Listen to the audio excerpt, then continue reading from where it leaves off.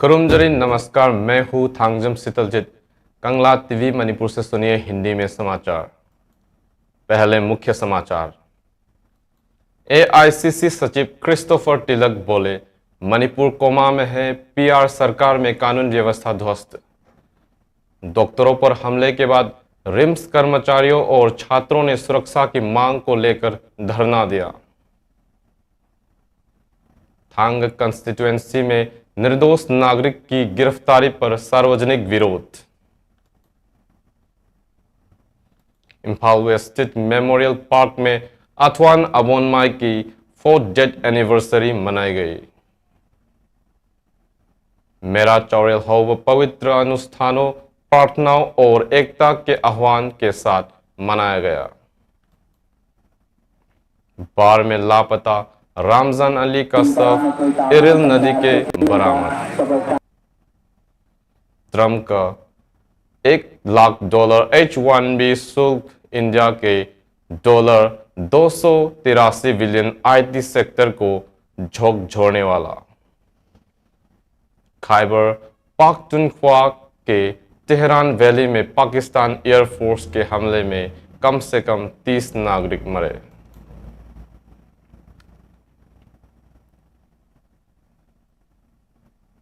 अब समाचार विस्तार से।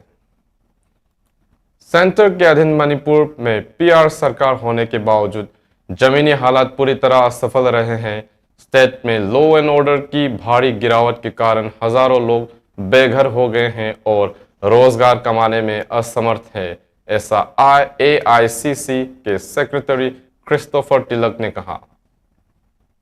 इंफाल के बीटी रोड स्थित कांग्रेस भवन में आयोजित एक सभा में टिलक ने कहा कि भले ही स्टेट में पीआर सरकार मौजूद हो, लेकिन लॉ एंड ऑर्डर वास्तव में दिल्ली से नियंत्रित है।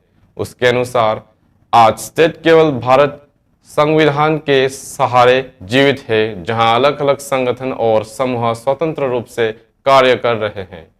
स्थिति इतनी बिगड़ चुकी है कि जब भी प्रधानमंत्री इस मुद्दे को हल करने की कोशिश करते हैं, समाधान खोजने के बजाय वे जिम्मेदारी को दूसरे राज्यों पर डाल देते हैं। तिलक ने आलोचना करते हुए कहा, प्रधानमंत्री ने मणिपुर को एम्स के आईसीयू में रख दिया है, मणिपुर कोमा में है। यह बयान कांग्रेस भवन बीटी रोड में आयोजित एक सार्वजनिक सभा के दौरान दिया गया, जिसमें कई लोग शामिल हुए। उन्होंने आगे आरोप लगाया कि मणिपुर में तथाकथित पीआर सरकार मात्र एक कठपुतली है, जबकि यूजी समूह अपनी मर्जी से बन बुलाते हैं। लॉ एंड ऑर्डर पूरी तरह ध्वस्त हो चुका है और शासन व्यवस्था गायब। उन्होंने यह भी कहा कि जब भी प्रधानमंत्री मणिपुर आते हैं तो मुद्दे को सीधे तौर पर संबोधित करने के बजाय वे जिम्मेदारी से बचते हैं और सब कुछ शांतिपूर्ण दिखाने की कोशिश करते हैं। लेकिन पिछले 4-5 वर्षों में राज्य की स्थिति और भी गंभीर हो गई है।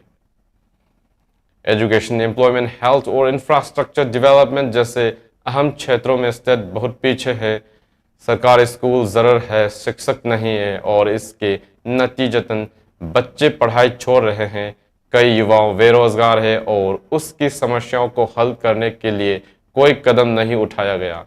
किसान भी परेशान है क्योंकि उनकी फसलें उन्हें जीवन यापन नहीं दे पा रही है। तिलक ने याद दिलाया कि कांग्रेस सरकार के समय रिम्स को एम्स के स्तर पर अपग्रेड करने की कोशिश की गई थी और सेंटर ने इसे मंजूरी भी दी थी, लेकिन आज रिम्स सिर्फ आईसीयू के स्तर पर रह गया, जो स्टेट की गंभीर स्थिति का प्रतीक है। उन्होंने दोहराया कि मणिपुर कोमा में है, स्टेट के हाईवे बेहद खराब हालत में है, जिसका कोई सही रखरखाव या नियंत्रण नहीं है। इंफाल जिरिल बाम रेलवे प्रोजेक्ट जो 2006 में यूपीए सरकार को दौरान शुरू हुआ था, आज तक इंफाल नहीं पहुंच पाया। यहां तक कि सेंटर से स्टेट की इंफ्रास्ट्रक्चर सुधार के लिए दी गई राशि का भी सही उपयोग नहीं हो रहा है। तिलक ने तीखी आलोचना करते हुए कहा कि स्टेट अब ड्रग ट्रेड का कॉरिडोर बन गया है। उन्होंने बताया कि नशीले पदार्थों से होने वाले आय स्टेट के असली बजट से भी ज्यादा हो चुकी है। कृषि क्षेत्र में बुरी तरह प्रभावित है। उन्होंने आगे कहा कि वर्तमान हालात में सेंटर द्वारा स्टेट को दी जाने वाली जीएसटी रेवेन्यू शेयर भी केवल टुकड़ों में और चुनिंदा ढंग से जारी की जाती है। इस बैठक में CLP leader Okram Ibobi, CWC member Gaikhangam और MPCC प्रेसिडेंट कैसाम मेघाचंद्र भी मंच पर मौजूद थे।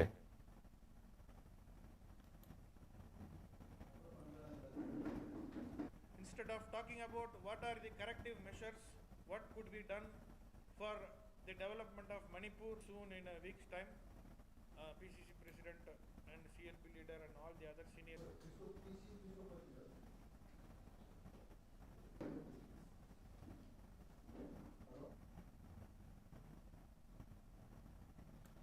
इम्फाल स्थित regional institute of medical science RIMS के नए OPD ब्लॉक में आज एक धरना प्रदर्शन आयोजित किया गया।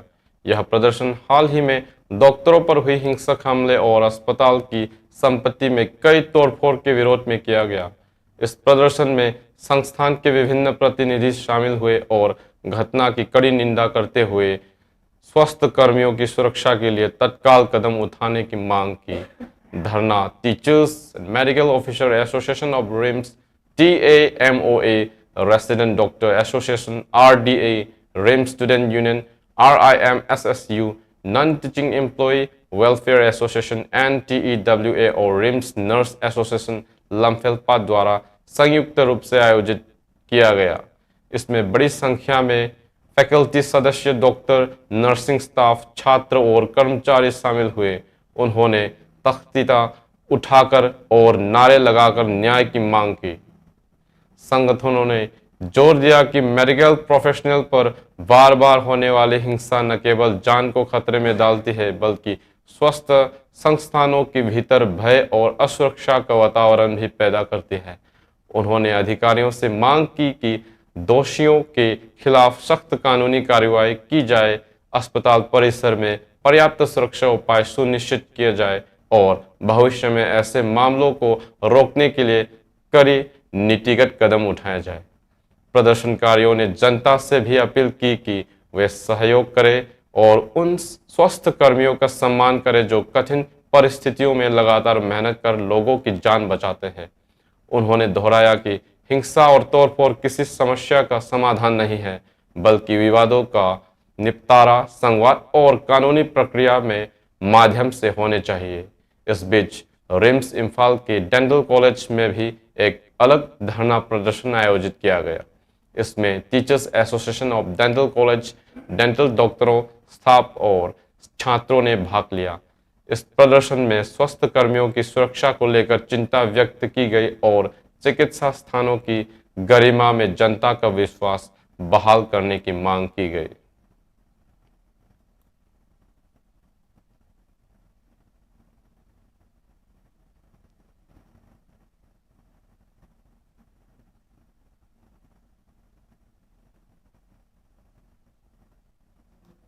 कल करांग खुमन पोकपत जो थांग असेंबली कंस्टिट्यूएंसी का हिस्सा है में एक कंबाइंड फोर्स टीम ने निंगथौजम रोमन उम्र 40 और निंगथौजम याइमा को उनके सगे भाई निंगथौजम नुंगसीबाबू के साथ गिरफ्तार किया थे।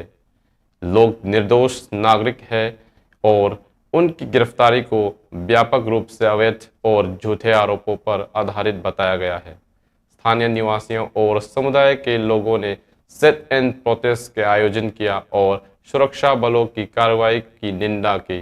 उन्होंने गिरफ्तार व्यक्तियों की तत्काल रिहाई की मांग करते हुए निर्दोष लोगों के साथ होने वाले भेदभाव, उत्पीड़न और गलत गिरफ्तारी को बंद करने का आह्वान किया। प्रदर्शन के दौरान करांग मेरा पाइबी के सदस्य सलामपति ने बताया कि कल पुलिस और सुरक्षा बलों ने क्षेत्र में कंबाइंड ऑपरेशन किया था। इस अभियान के दौरान कुछ लोगों को गिरफ्तार करके पुलिस स्टेशन ले जाया गया। पुलिस ने कहा कि गिरफ्तारी जांच के लिए की गई है, लेकिन आरोपित पर कई असंबंधित मामले भी दर्ज किए गए। गिरफ्तार लोग विवाहित और मेहनती नागरिक हैं जो अपने परिवार को देखभाल करते हैं। वे निर्माण कार्य और नाव चलाने जैसे कठिन काम से जीवन यापन करते हैं। उनकी गिरफ्तारी ने स्थानीय निवासियों में भय पैदा कर दिया है और लोग इस बात को लेकर चिंतित है कि भविष्य में अन्य निर्दोष लोगों के साथ क्या हो सकता है। समुदाय के नेताओं और प्रदर्शनकारियों ने जोर देकर कहा कि निर्दोष लोगों को गिरफ्तार नहीं किया जाना चाहिए और जो लोग पहले से ही गिरफ्तार किए गए हैं उन्हें बिना किसी शर्त के तुरंत रिहा किया जाना चाहिए।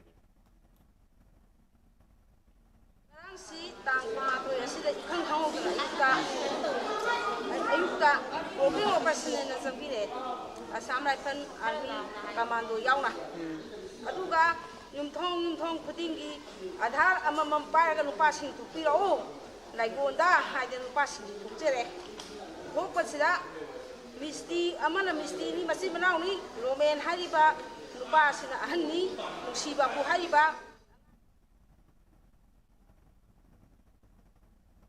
लेट अथवान अबोनमाई की फोर्थ डेथ एनिवर्सरी 22 सितंबर 2025 को Grace Colony Tarung Imphal West स्थित अथवान अबोनमाई मेमोरियल पार्क को मनाई गई। यह कार्यक्रम अथवान अबोनमाई मेमोरियल पार्क कमेटी के तत्वावधान में आयोजित किया गया। इस श्रद्धांजलि सभा में जेलियांगरोंग सिविल ऑर्गेनाइजेशन के नेता, पार्क कमेटी के सदस्य, परिवारजन, रिश्तेदार, जेडसीओ के पूर्व नेता, कॉलोनी के नेता और शुभचिंतक उपस्थित रहे। लेट अथवान अबोनमाई जो जेलियांगरोंग बाओदी असम, मणिपुर और नागालैंड के पूर्व प्रेसिडेंट थे, एक सम्मानित और दूरदर्शी नेता थे। 22 सितंबर 2021 को तमेंगलोंग जिले हेडक्वार्टर में स्टेट गवर्नमेंट स्पॉन्सर्ड प्रोग्राम में शामिल होने के दौरान उनका अपहरण कर NSCN-IM से जुड़े संदिग्ध बदमाशों द्वारा उनकी हत्या कर दी गई थी। इस कार्यक्रम में CM, कैबिनेट मिनिस्टर, MLAs, शीर्ष नौकरशाह और आर्मी पैरामिलिट्री तथा पुलिस विभाग के वरिष्ठ अधिकारी भी मौजूद थे। उनके फोर्थ डेथ एनिवर्सरी के अवसर पर जेडसीओ, पार्क कमेटी, परिवारजनों और शुभचिंतक ने गवर्नमेंट ऑफ मणिपुर का आभार व्यक्त किया, जिन्होंने 6 अक्टूबर 2021 को हस्ताक्षरित मेमोरेंडम ऑफ अंडरस्टैंडिंग के तहत की गई प्रतिबद्धताओं को पूरा किया। विशेष रूप से उनकी स्मृति में मेमोरियल पार्क की स्थापना की गई, जिसकी आधारशिला उस समय के honourable chief minister N. Biren ने उनके अंतिम संस्कार के दिन पार्क साइट पर कैबिनेट मिनिस्टर, MLAs और राज्य सरकार के वरिष्ठ अधिकारियों की उपस्थिति में रखी गई।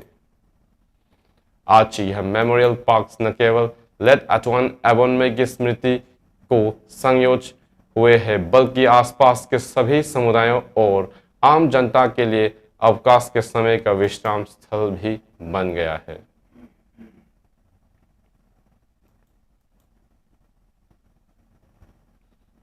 मेरा चावरेल होबक की अनुष्ठानिक रस्म पवित्र अग्नि प्रज्वलित कर संपन्न हुए।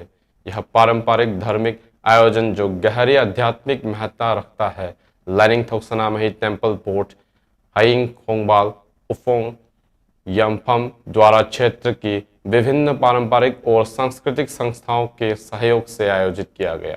यह अनुष्ठान अतिंको मरुसीदबा और याइबिरेल सनामही के स्मृति में किया गया, जो सभी जीवों की एकता, मेरा महीने की शुरुआत लोगों के एकत्र होकर भोजन व पेय साझा करने और सामाजिक संबंधों को मजबूत करने का प्रतीक है।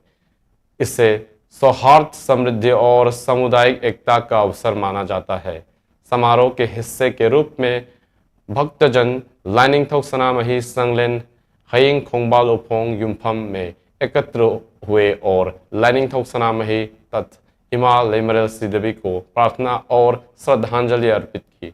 अलग अलग समुदायों मैतेई, मरिंग, चौथे और कबुई को अनुयायी ने भव्य जुलूस में हिस्सा लिया, जिसकी शुरुआत कैसामपात, वहेंगबम लेरक उड़ीपोक और ख्वाइरम्बन कैठेल से हुई। जुलूस के मार्ग में स्थानीय देवताओं उमंग लाई लाइफमलैन के पवित्र स्थलों पर नृत्य और अनुष्ठान के साथ सम्मान अर्पित किया गया। बाद में जुलूस कंगला लाइफमलैन पहुंचा, जहां नुंगजेंग पुखरी पर धार्मिक अनुष्ठान किए गए। इसके पश्चात भीड़ लाइनिंगथोक सनामही लाइफमलैन लौटी, जहां धार्मिक अर्पण और प्रार्थना के साथ समारोह का समापन हुआ। इस अवसर पर लाइनिंगथोक सनामही टेम्पल बोर्ड हाइंग खोंगबाल उफोंग युम्फम के मेंबर सेक्रेटरी मैसनाम शिवदत्त लुवांग ने कहा कि यद्यपि मेरा चावरेल होबो राज्य में सामान्य अवकाश के रूप में मनाया जाता है, परंतु केंद्र सरकार की संस्थाओं में इसे केवल प्रतिबंधित अवकाश माना जाता है। इसके चलते कई सनामही अनुयायी छुट्टी नहीं ले पाते और समारोह में शामिल नहीं हो पाते। उन्होंने आग्रह किया कि समावेशिता और आस्था के सम्मान के लिए इस अवकाश को व्यापक रूप से मान्यता दी जानी चाहिए। उन्होंने लोगों से यह भी अपील की कि राज्य के तनावपूर्ण कानून व्यवस्था की स्थिति को देखते हुए इस वर्ष का मेरा चौड़ेल हौबा किसी भी तरह के बाधित या विरोध का शिकार न हो। इसके बजाय सबको एकता, प्रेम और शांति के साथ भाग लेना चाहिए ताकि यह पर्व सांस्कृतिक और आध्यात्मिक सौहार्द का उत्सव बना रहे।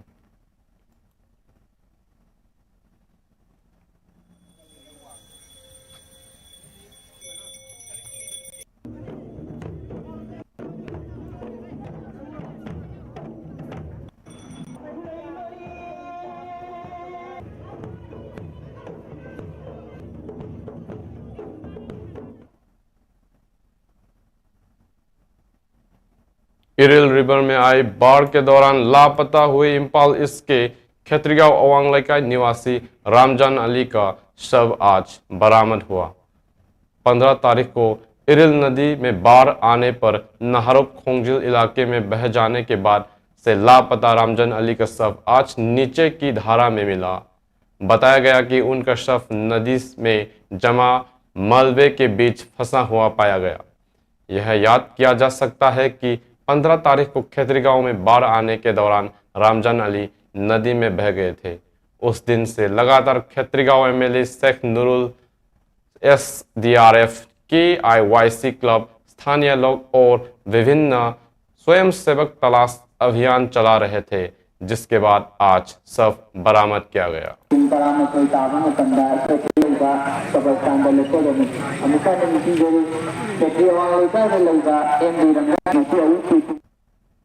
अब कुछ देश विदेशों का समाचार। संयुक्त राज्य अमेरिका में एक नई नीति वैश्विक तकनीकी उद्योग को झकझोरने वाले है और भारत के $283 बिलियन आईटी सेक्टर पर इसका सबसे बड़ा असर पड़ सकता है। रविवार में यूएस राष्ट्रपति डोनाल्ड ट्रंप के प्रशासन ने नए H-1B वीजा आवेदन पर $1 लाख शुल्क लगाया। इससे भारतीय आईटी कंपनियों जैसे Tata consultancy service, Infosys, HCL tech, Wipro और टेक महिंद्रा के यूएस प्रोजेक्ट में ऑन साइट रोटेशन पर असर पड़ेगा और ऑफशोर डिलीवरी इंडिया, मैक्सिको और फिलीपींस से तेज होगी। भारत अपनी आईटी आय का लगभग 57% यूएस से अर्जित करता है और H-1B में सबसे बड़ा लाभार्थी रहा। इसके प्रभाव में आईटी निर्यात धीमा हो सकता है और लाभ मार्जिन पर दबाव बढ़ सकता है। वही ग्लोबल कैपेसिटी सेंटर को बढ़ावा मिलने की संभावना है, जो 2030 तक $100 बिलियन के बाजार और 2.8 मिलियन नौकरियां सृजित कर सकते हैं। यूएस अर्थव्यवस्था भी प्रभावित हो सकती है। नैस्कॉम ने चेतावनी दी कि कुशल तकनीकी प्रतिभा की कमी से नवाचार धीमा हो सकता है और Apple, Microsoft, JP Morgan Chase, Walmart, Meta और गूगल के प्रोजेक्ट प्रभावित होंगे। यूएस कंपनियां अब स्थानीय भर्ती, ऑटोमेशन और एआई और नियरशोर ऑपरेशन पर जोर देंगे। विशेषज्ञों का कहना है कि यह H-1B नियम केवल सबसे जरूरी भूमिकाओं तक सीमित कर सकता है, जिससे कम वीजा, कम आउटसोर्सिंग, लेकिन ऑफशोर नवाचार केंद्रों की मजबूत वृद्धि होगी। बड़ा सवाल अब यह है कि क्या यह कदम अमेरिकन नौकरी की रक्षा करेगा या इंडिया की ऑफशोर क्षमताओं को तेज करेगा। Abused visa systems in our current immigration system has been the H-1B non-immigrant visa program. This is supposed to allow highly skilled laborers who work in fields that America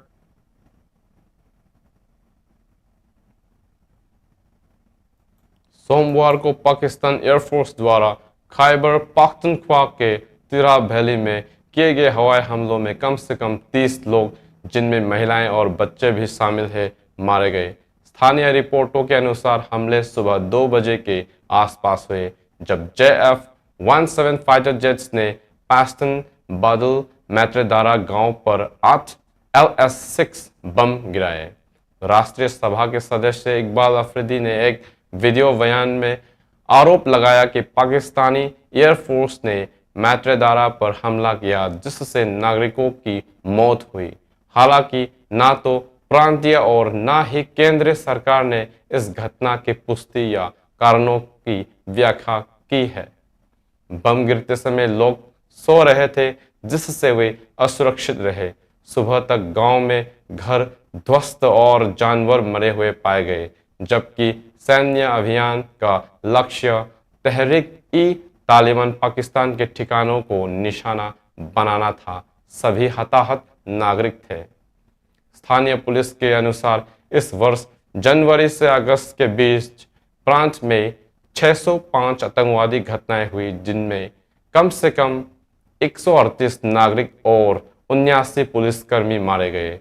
आतंकवादी समूह जैसे जैश-ई-मोहम्मद और हिजबुल मुजाहिदीन अब अफगानिस्तान के पास के कठिन इलाके का लाभ उठाते हुए अपने ठिकाने गहरे प्रदेश में शिफ्ट कर रहे हैं।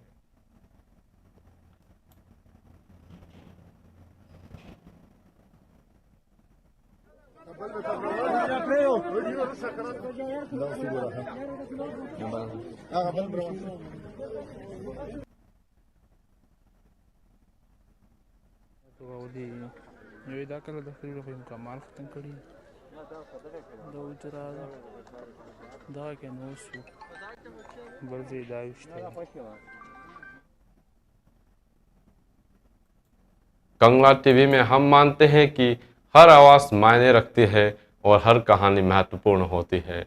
आपकी स्थानीय खबरें, आपकी टिप्पणियां और आपके अनुभव शक्तिशाली है। यह एक अधिक जागरूक समाज बनाने में मदद करते हैं। हम आपको प्रोत्साहित करते हैं कि आप आगे आएं और हमारे सिटीजन जर्नलिज्म पहल के तहत अपनी स्थानीय खबरें साझा करें। आपका सहयोग सिर्फ स्वागत योग्य ही नहीं, बल्कि यह समाज के लिए अत्यंत आवश्यक है। साथ मिलकर हम समस्याओं को उजागर कर सकते हैं, उपलब्धियों का जश्न मना सकते हैं और असली कहानियों को सामने ला सकते हैं। आपके द्वारा भेजी गई हर खबरें को हमारे संपादकीय टीम द्वारा पूरी तरह से मूल्यांकन किया जाएगा और आपकी इस प्रतिबद्धता को सम्मानित करने के लिए साल के सर्वश्रेष्ठ नागरिक पत्रकार को एक 10,000 रुपये का पुरस्कार हर साल कंगला टीवी के स्थापना दिवस 13 सितंबर को प्रदान किया जाएगा। अपने समुदाय की आवाज बने, कंगला टीवी की सिटीजन जर्नलिज्म का हिस्सा बने, क्योंकि असली बदलाव आपके साथ शुरू होता है। अंत में मुख्य समाचार एक बार फिर। AICC सचिव क्रिस्टोफर टिलक बोले, मणिपुर कोमा में है PR सरकार में कानून व्यवस्था ध्वस्त। डॉक्टरों पर हमले के बाद रिम्स कर्मचारियों और छात्रों ने सुरक्षा की मांग को लेकर धरना दिया। थांग कंस्टिट्यूएंसी में निर्दोष नागरिकों की गिरफ्तारी पर सार्वजनिक विरोध। इम्फाल वेस्ट स्थित मेमोरियल पार्क में अथवान अबोनमई की 4th डेथ एनिवर्सरी मनाई गई। मेरा चौड़ेल होब पवित्र अनुष्ठानों, प्रार्थनाओं और एकता के आह्वान के साथ मनाया गया। बाढ़ में लापता रामजान अली का शव इरिल नदी से बरामद। ट्रंप का $1 लाख H-1B शुल्क इंडिया के $283 बिलियन IT सेक्टर को झकझोरने वाला। खैबर पख्तूनख्वा के तिरा वैली में पाकिस्तान एयरफोर्स के हमले में कम से कम 30 नागरिक मरे। आज के लिए इतना ही। मणिपुर से हिंदी में समाचार सुनने के लिए कंगला टीवी से जुड़े रहे।